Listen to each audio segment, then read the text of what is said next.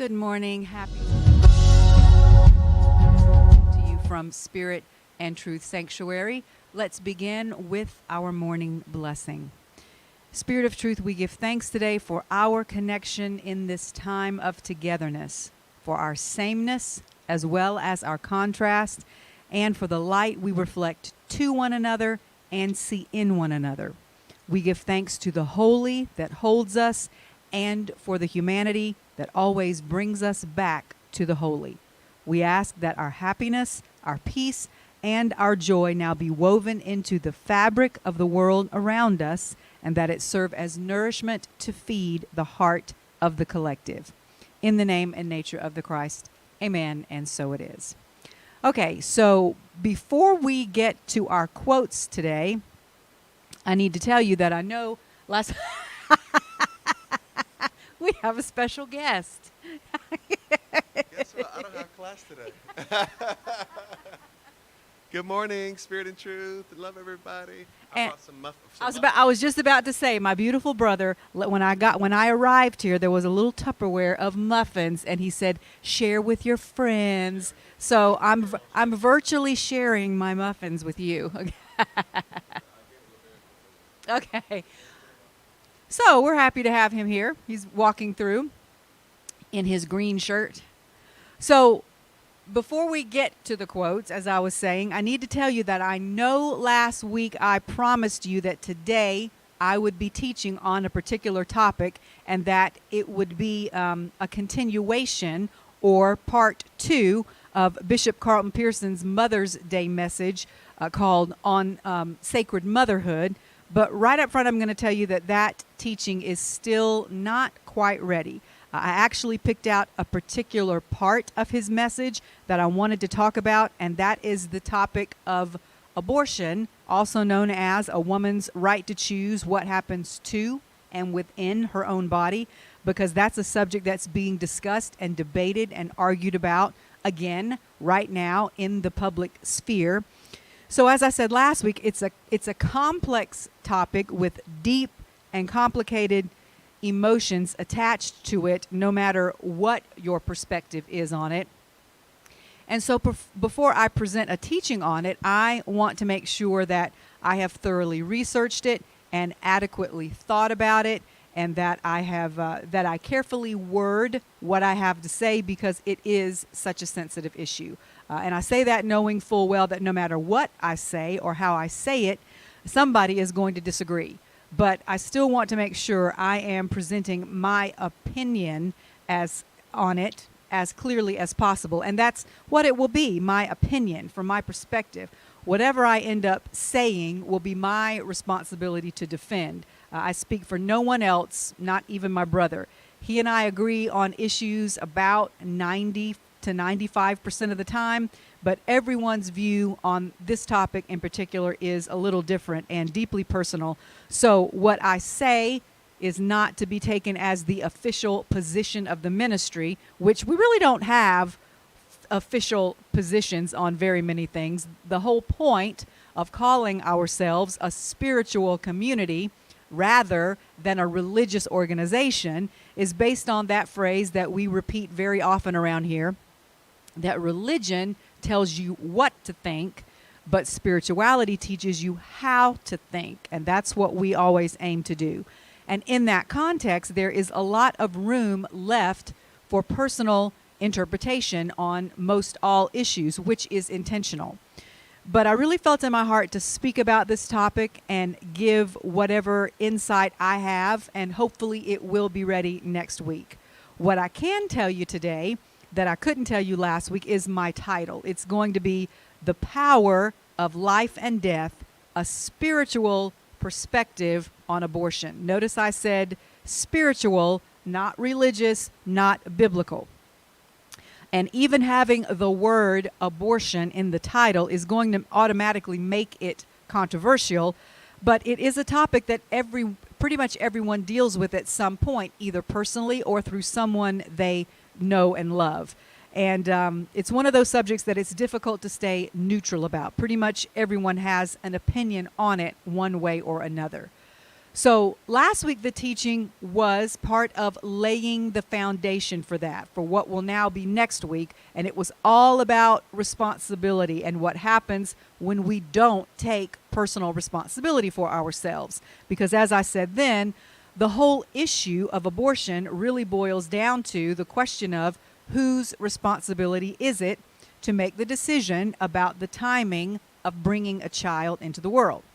So we've covered the topic of responsibility with that teaching last week in general, and we'll get more specific with how it relates to this topic next week. And when that teaching is given, it's going to focus more on freedom and free will, the power that freedom to make choices gives us, who gave us that power, and why. Big topic, which is why it's taking a little bit of time to put together. But today, I want to take one more step back and add another layer to the foundation and talk about death. As I said, the title is going to be next week, The Power of Life and Death, a Spiritual Perspective on Abortion. So since this is literally a life or death issue, I thought we would spend some time today reviewing our understanding of death, which is a very uncomfortable topic to talk about. It's not the most pleasant thing to think about, but I think most of us feel that way because we've been so conditioned to fear it. But it doesn't have to be a fearsome thing. So let's talk about it. I'll be combining some information from 2 previous teachings I've given with a new twist, as always. Those teachings were called The Truth About Death, Part 1 and Part 2. So I was going to call today's teaching The Truth About Death Redux, which that word redux just means to bring back or to revive. But then that sounded kind of awkward to be having a revival of death. So I decided instead on the circle of life and death, because as we know, half a circle is not complete. Light is not complete without the darkness. Male is not complete without female. Those are easy concepts for us to grasp, but it's a little bit harder when we say life is not complete without death. We don't want to think about that, but we have to. So now on to the quotes. The first one: death is not extinguishing the light. It is only putting out the lamp because the dawn has come. Rabindranath Tagore said that. I believe he was a Tibetan monk. So I love that imagery. It reminds me of the biblical description of heaven that talks about there being no darkness there, and that there is no need of a lamp because Jesus is the light shining 24/7. So when you reach a place of perpetual light, you no longer need to carry around a lantern or a lamp. So in essence, this is the same idea. When you reach a place of pure spirit, you no longer need a form. You no longer need a body. So the idea here is that death is just the equivalent of turning off a smaller light because a bigger, brighter light is now available to you. Next quote: success is failure recycled. Life is death reborn. Jonathan Lockwood Huey. Next, we are born from a quiet sleep, and we die to a calm awakening. That is by someone called Zhuangzi. It's Zhuangzi. So I have no idea. Next, don't live the same year 75 times and call it life. Robin S. Sharma. Next, to the well-organized mind, death is but the next great adventure. J.K. Rowling. And who knows more about great adventures than the author of Harry Potter? Lastly, death is easy, a slipping away. It's living that's hard. Don't fear death. Death is no stranger. Embrace life instead. Embrace it in each moment. Rejoice in each small death you feel, and rejoice in each rebirth. Life and death are woven together. When you truly let yourself live, then dying is easy. Okay, so as I said a minute ago, death is a subject we don't like to talk about because it makes us uncomfortable. Some of the reasons for that are most of us associate death with pain, with suffering, with fear, with loss, and with sorrow, both our own death as well as that of those we love. And I know that all of us here have lost loved ones, and nothing I'll say today is intended to be insensitive to anyone's loss or the grief that we have all faced. But we need to talk about some aspects of death today that make us uncomfortable so that we can get ourselves to a place of peace with them, so that we can look at them and see them for what they really are instead of running away from them or resisting them. Because if we don't, we run the risk of our grief and our fear overwhelming us and then ending up living the rest of our lives not as fully as we should and not as fully as we are capable of, because being in a state of grief or fear for too long is exhausting, and it drains us of the energy that could and should be used for much more positive purposes, which we'll talk a little more about later. But what I want to start with is why the thought of death makes us so uncomfortable. I read a book some years ago. I don't even remember what it was about.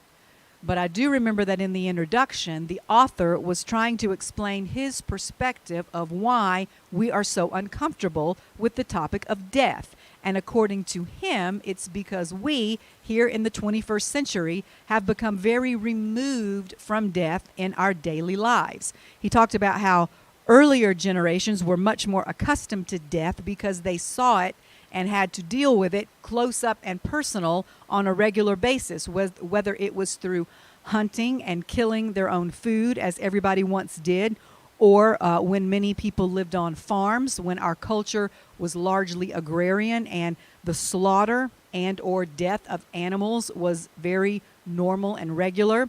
Also, there was a time before such things as funeral homes existed. Those are relatively new.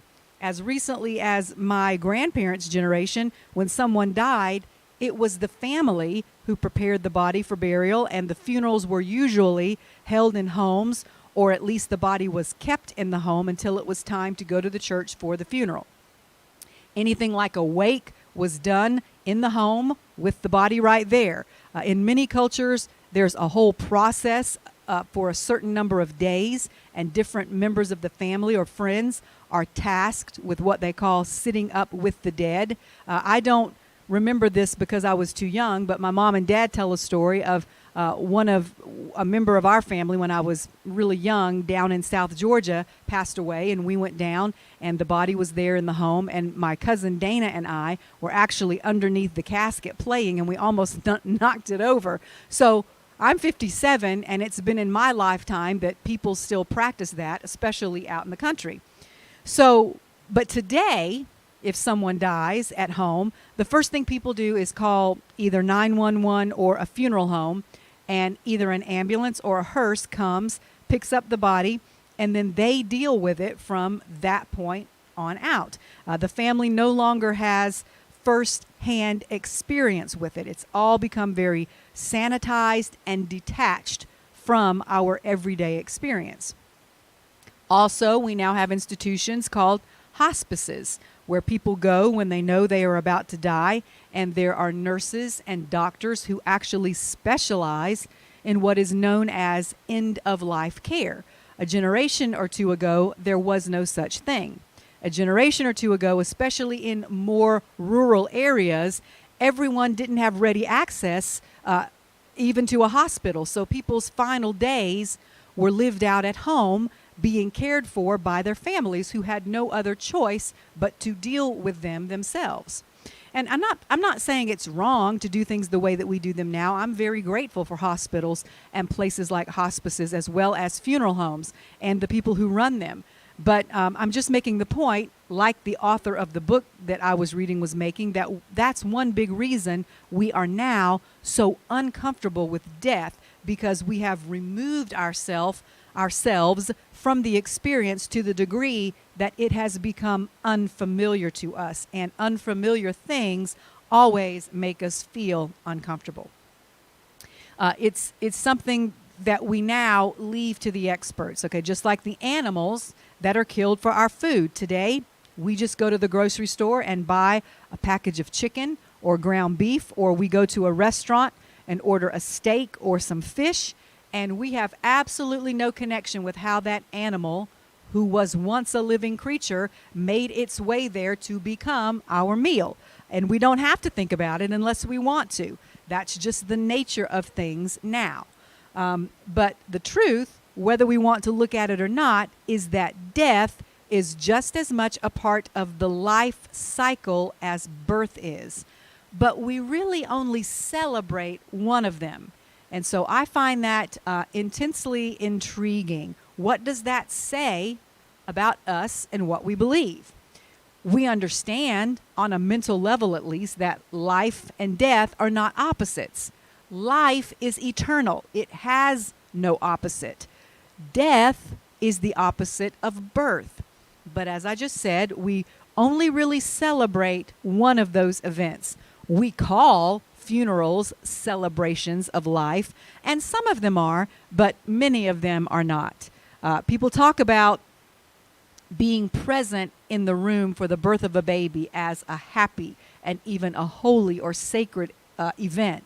But not many would describe being present for someone's last breath the same way, even though most of us, having been raised in the Christian faith, are supposed to believe that that event means the person is going to a better place, a place of pure love and perfection, no more tears, no more pain, no more suffering. So why we don't view that moment as just as sacred and even joyful as their birth is a mystery. At the moment of a person's passing, they're good. They are instantly whole and reunited with God, the source of all being and pure love. If they had been in pain, they're not anymore. So any sorrow we feel is not really for them, it's for us. It's because at that moment we're focused on ourselves and how we feel without their physical presence here on this earthly plane. And that's okay. It's normal because we're human. But that's another reason that we're uncomfortable with death, because we're rarely honest about who our sorrow and grief is actually for. We've created this huge paradox that heaven is the best place ever.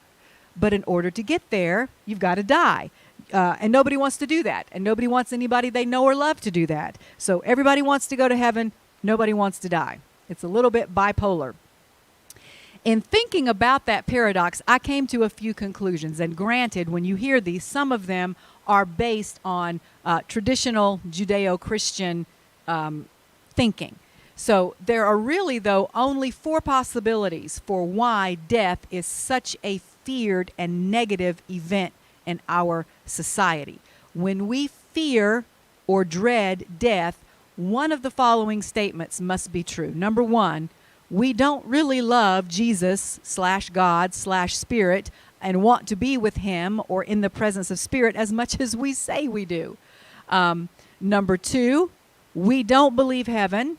And I'm not talking about the consciousness of heaven now that we talk about sometimes about bringing heaven to earth, but that place that we were all taught we go to after death. We don't actually believe it is as wonderful as the songs we sing about it or as the Bible we read described it to be.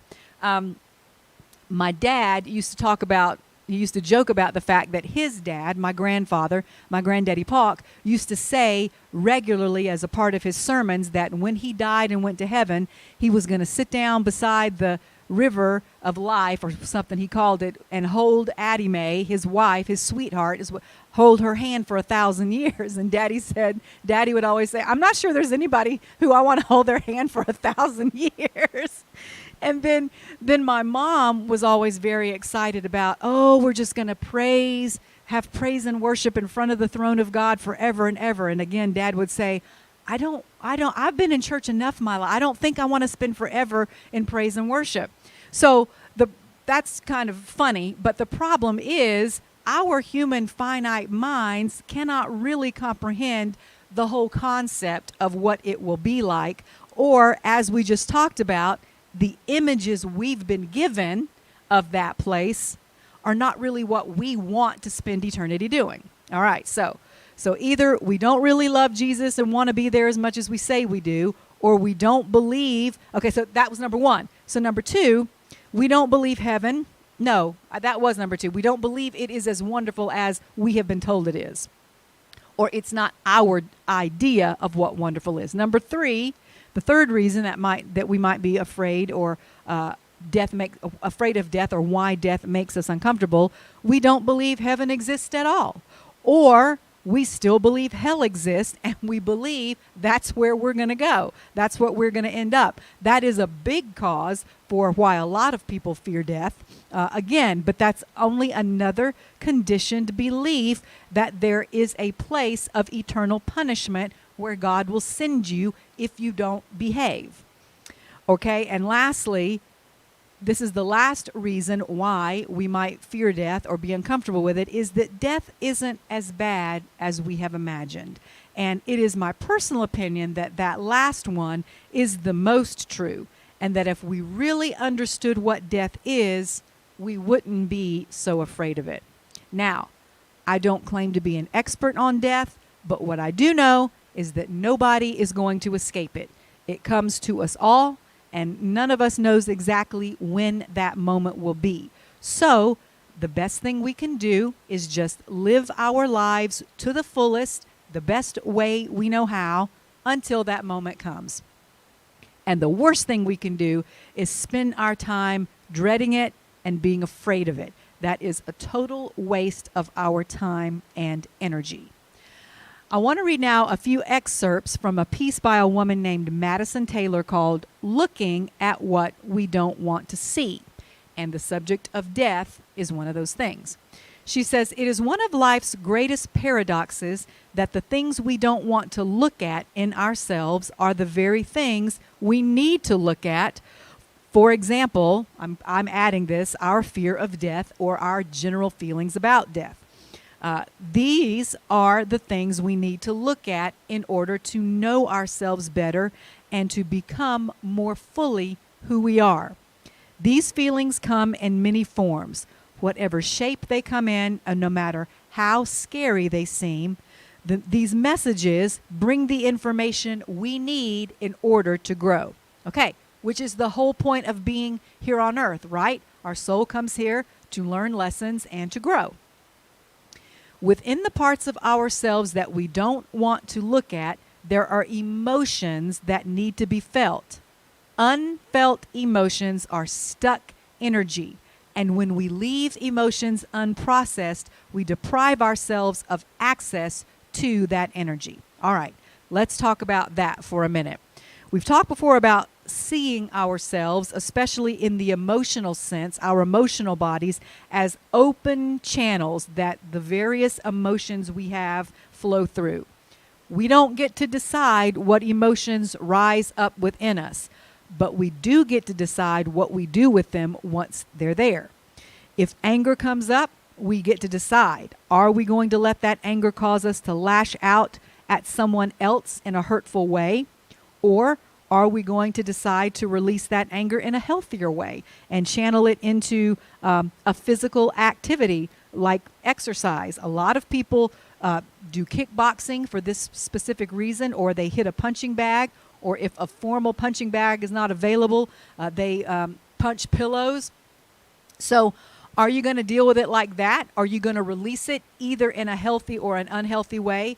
Or the third option, are you not going to release it at all? Or are you going to push it down and ignore it and just pretend like you're not angry? That's when it gets stuck, which is what this article is talking about. But have you ever noticed that it's not our positive emotions that get stuck in us? If that were the case, it would be great, right? But we don't usually have an issue with allowing love or joy or happiness to just flow through us. Those emotions tend to make us generous. When we're happy and full of love and joy, it's easy for that to spill over onto those around us, for us to let it flow through us to others. Positive emotions don't often hang around unprocessed. It's the negative ones we have a hard time with. which is why, as much as possible, we should focus on things and put ourselves in the best position possible to experience more positive emotions than negative ones. But we can't completely escape negative emotions no matter how hard we try. So we've got to learn how to deal with and process them appropriately so that they won't get stuck. Because when they get stuck, that's when they cause us problems. Now, we've also talked before about the difference between the scarcity mentality and the abundance mentality, which is basically where some people look at life as what is called a zero-sum game, where there's only so much abundance or love or money or food or some other resource to go around. There's a finite amount, and when it's gone, it's gone. And when you look at life that way, you necessarily believe that the more of that resource someone else has, the less there is for you. That's called scarcity mentality, and it causes people to live in competition with each other, because if they don't get their piece of the pie, of which there's only so much, then someone else will, and they will be left with none. The opposite of that mentality is the abundance mentality, and people who look at life through this lens believe that love, energy, food, etc. is infinite, and that there is a never-ending supply of resources. So these people tend to live more in cooperation with others and tend to be more generous and giving, because their attitude is always, there's more where that came from. These people don't believe that in order for them to win, someone else has to lose. And that's the lens I like to look at life through. And I do indeed believe that the universe is abundant and that most of the resources we actually need in order to survive are infinite. So the reason I took the time to explain all that is because I don't want you to misunderstand this next part I'm going to say. In the piece we just read, it says, unfelt emotions are stuck energy. And it says, when we leave emotions unprocessed, we deprive ourselves of access to that energy. So that's the statement from the article. If you're using a large percentage of your total available energy on keeping those unprocessed emotions in place, then there's not much left for you to spend on the positive things that are going on in your life. It actually takes a good deal of energy for you to stay angry or jealous or hurt. Whether you believe it or not, those are emotions that you must choose to hang on to. We've talked about that before. It takes a lot of energy to keep those emotions in place. Why? Because, as we've also talked about before, our default setting is happiness and peace and love. So when we're not in that space, then we have to hang on. Things that are not that, we have to actively hold on to them. Also, it takes a good deal of your energy not to look at things that are staring you right in the face. If something is right here, it takes more energy to ignore it than just to look at it. You have to actively look around it. But there are things in our lives, negative emotions being among them, that we just don't want to look at or acknowledge sometimes. And when the amount of energy you're using not to look at those things or to keep those negative, unprocessed emotions like fear, anger, anxiety, jealousy, pain, etc. in place, instead of processing them and letting them flow through you and then be released, when the amount of energy you're using on all of that exceeds 50%, then you're using more energy on holding the negative things in place than you are on the positive things, and that causes you to start feeling drained. So you might be saying at this point, well, hold on. I thought you said energy was infinite and abundant. I thought there was always more where that came from. So if that's true, then I should have plenty of energy to hold on to all of this stuff and to push all of this other stuff away and still have plenty left over to live the rest of my life positively. But that's not how it works. Energy is infinite, and there is an endless supply. The problem is not with the supply. The problem is with us as a conduit or a channel which, as we said, is what our emotional body is. I'm going to give you a plumbing analogy today. In our basement, there is a bathroom. And because that part of the basement is underground, in order for the toilet to flush or for the shower and the water from the shower or the sink not to back up, there's a pump that's attached to this main pipe that takes everything up to ground level so that it can go into the septic tank. But for some reason, it's not a solid piece of pipe. The bottom of it is about 3 or 4 inches in diameter, and then it changes to another piece of pipe that's only 2 inches in diameter. So regularly, unfortunately, things will get backed up, and we have to call the plumber, and by the time he gets there, he usually just jiggles it or hits it a couple of times, and whatever it is that was stuck goes on through.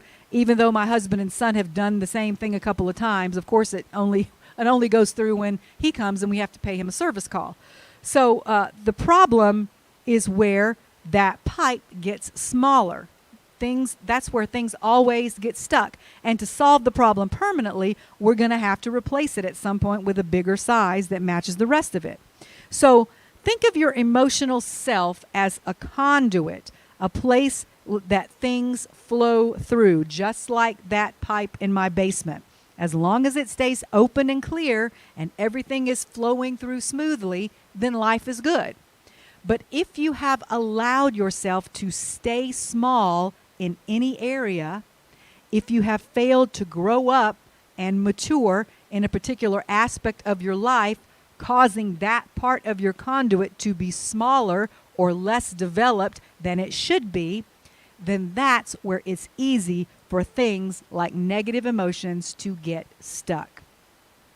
And so it doesn't really matter at that point how much positive energy there is. Like I said, positive energy is endless and infinite, but it's not the amount of energy that's available. It's how much of that energy is able to flow through you. If you have areas where you've let your energy get stuck, then all of the positive energy in the world won't help you because it's all backed up behind whatever it is that's stuck. So, what does all of that have to do with death? Well, I've said a couple of times now in a couple of different ways that one of the reasons we're so uncomfortable with death is because we don't fully understand what it is. And if we did, we wouldn't fear it so much. But to understand it, we have to look at it and not let our fear of it become one of those stuck emotions that stop us from fully living. We're going to look now at a few different perspectives of death. Most of us, if we're being honest, even though we say we believe in heaven or an afterlife of some kind, that we return to our source, in spite of saying that, most of us still think of death as the end, when we should actually think of it as an end or an ending, as in one of many. It's the nature of things that in order for something new to begin, whatever the old thing was must end or die. We understand this. That's the whole story of the caterpillar becoming the butterfly. The part of that creature that is the caterpillar must wrap itself in a cocoon and die in order to be reborn as the part of it that is the butterfly. We also refer to life transitions sometimes as death, such as the birth of your adulthood necessitates the death of your childhood and adolescence. They can't really exist simultaneously, or at least they're not supposed to. Some people who are adults would make you question that. Another example is the birth of your married life is the death of your life as a single person. Again, not always as clear cut as it's supposed to be, but my point is it's a familiar concept to us that in order for parts of our lives to begin, other parts must end or die.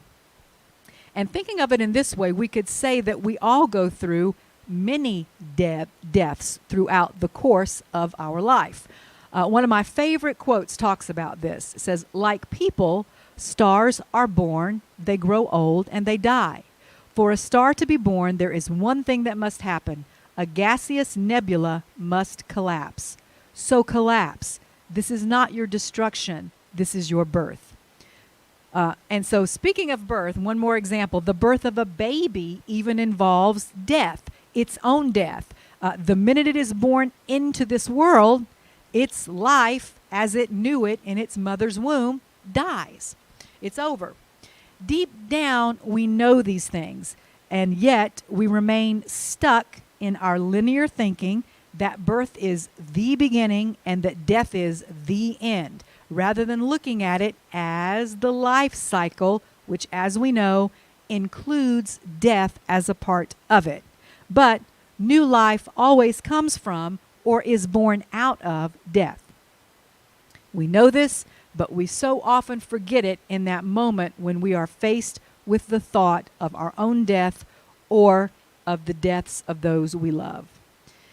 The Hindu religion seems to have a little better handle on this concept than Christianity. And to illustrate this, I'm going to read you a little portion of the narration of a show that I watch sometimes on Gaia called Missing Links.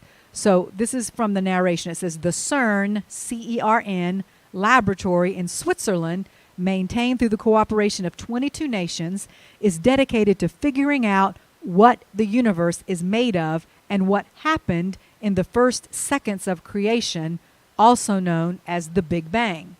There is a machine there called the Hadron Collider.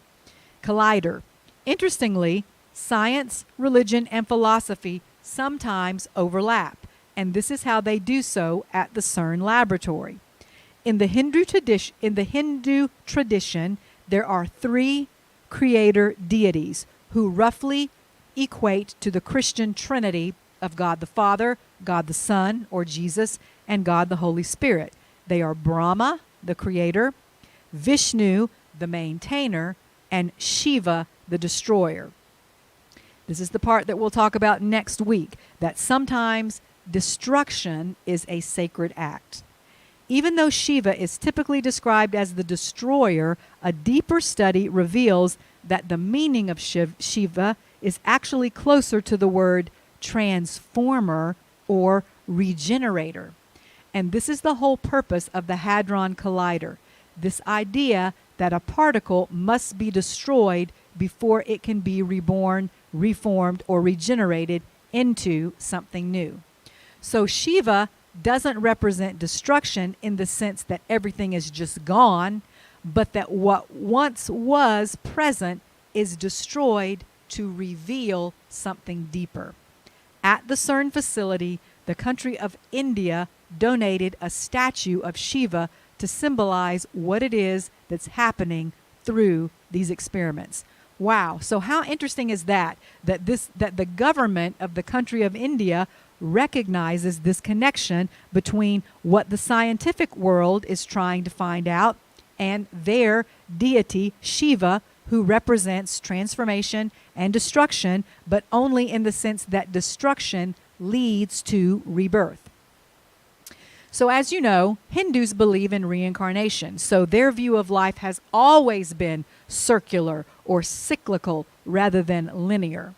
Whether you personally believe in reincarnation or not, you can still see death as part of this circular life cycle where our physical death here on earth is just our birth into a heavenly place. Another way we can look at death is as a circle is that, as we've alluded to a few times already, we actually die many smaller deaths throughout our lifetime. And Christianity even encourages this. The Apostle Paul speaks of dying to himself daily, which we understand him to mean as dying to his flesh or lower nature so that his spirit or higher nature can live. He also says in Galatians that he has been crucified with Christ. It is no longer I who live, but Christ who lives in me. That passage, read in the context of what we now believe, is talking about putting on the mind of Christ, or accepting our own divinity and Christ consciousness, which necessitates us dying to our human dualistic mind. Peter talks about dying to sin, or we would say to the idea of sin, in order to live in righteousness. So this concept of smaller deaths along the way while you're still physically alive is all throughout the Bible. And I like to think that if you practice these smaller deaths as a lifestyle, then when physical death comes, you will view it more as a graduation to your next level of existence, because you've learned to see every other death you've experienced as just that, the beginning of a better and newer version of yourself. I want to leave you today with a variation of one of my favorite quotes by Dr. Kim Duramo. She says, "Chaos never needs your attention. It's an indication that stillness needs your attention." So my variation on that is, fear is just an indication that there's a lack of love, and that love needs your attention, or that you need to give or show more love to whatever the issue is that your fear is around. Because what do we know about love? Perfect love casts out fear. So where love is perfected, where love is complete, fear cannot exist. You know, we make these statements so often that they are in danger of becoming cliche, but they are nonetheless true. We say, love conquers all. Love covers all. Love works everything out. Why? Because love is the foundation of the universe. God is love. Love is all there is. And so the reason we're afraid of death is because there's not enough love surrounding it in our consciousness. When we're afraid of death, it's because we've become too attached to this physical body, this flesh. We've allowed ourselves to become so enmeshed in this world of duality that it has become our only reality. We have forgotten who we are and where we came from. But if we'll just stop for a moment and remember, we know that this existence is temporary. We came here knowing that, as well as knowing that our physical bodies would not last forever. So the solution is to fall into perfect and complete love with that part of you that is going to last forever, that part of you that is eternal, your spirit self, the you that is your Christ consciousness, that part of you that death will not change. Because when that happens, there will be no fear of death. And when we stop fearing death, that's when we graduate into our fullest, our greatest, and our best life. Amen. Okay, I hope that you got some insight from that today. And again, that is just another layer of the foundation that we have settled now, that will go on from next week, hopefully. So join us tomorrow night on Wednesday night for our continuing series, The Gifts of Imperfection, at 6:30 p.m. And we will also see you on Sunday. Until then, be at peace. I love you. Goodbye.